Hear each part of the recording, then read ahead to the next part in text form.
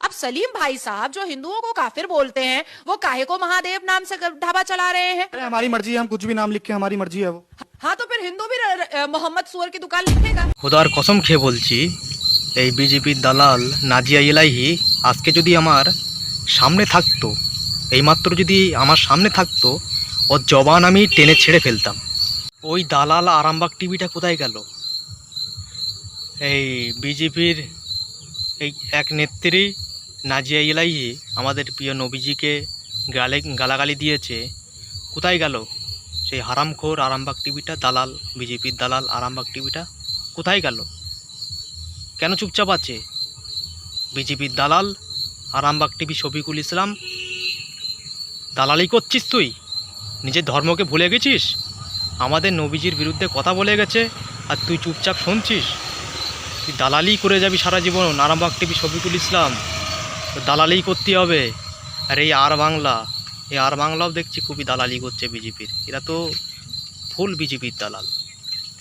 বাংলাদেশে কি হচ্ছে না কি ঘটছে, আর এই আর বাংলা বিজেপির দালাল এখানে বেরিয়ে বেরিয়ে বলছে।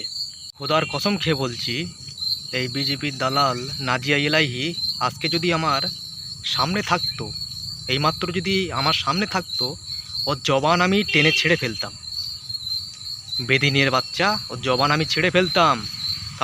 কাফের জাত, ওর জবান ছেড়ে ফেলতাম। নাজিয়া ইলাহি যদি আজকে আমার সামনে থাকতো, ও কাকে কি বলেছে এখনও জানে না, আমাদের নবীজিকে গাল দিয়েছে। ও যদি সামনে থাকতো, খোদার কসম খেয়ে বলছি, ওর জবান আমি টেনে ছেড়ে ফেলতাম।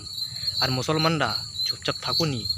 আজকে যদি এর প্রতিবাদ যদি আমরা না করি, আগামী দিনে ও আরও বড় বড় কথা বলবে, এর থেকেও খারাপ খারাপ ভাষা ইস্তেমাল করবে। তাই সময় থাকতে আমাদেরকে গর্জে উঠতে হবে ওই নাজিয়া ইলাহির বিরুদ্ধে। বিজেপির দালাল নাজিয়া ইলাহির বিরুদ্ধে আমাদেরকে গর্জে উঠতে হবে। না হলে আগামী দিনেও এ আরও বড় বড় কথা বলবে। ওই গদিতে বসে বড় বড় কথা বলা ওর বার করে দিতে হবে। এমন ওর সাজা দিতে হবে যেন দ্বিতীয়বার আমাদের নবীজির দিকে, নবীজির বিরুদ্ধে কথা বলতেও যেন ভয় পায়। আমাদেরকে গর্জে উঠতে হবে। আর এই আরামবাগ টিভি, আর বাংলা, এরা দালাল বিজেপির। এদেরকে বয়কট করুন, আপনারা বয়কট করুন। যারা যারা বিজেপির যে কটা চ্যানেল আছে সব কটাকে বয়কট করুন।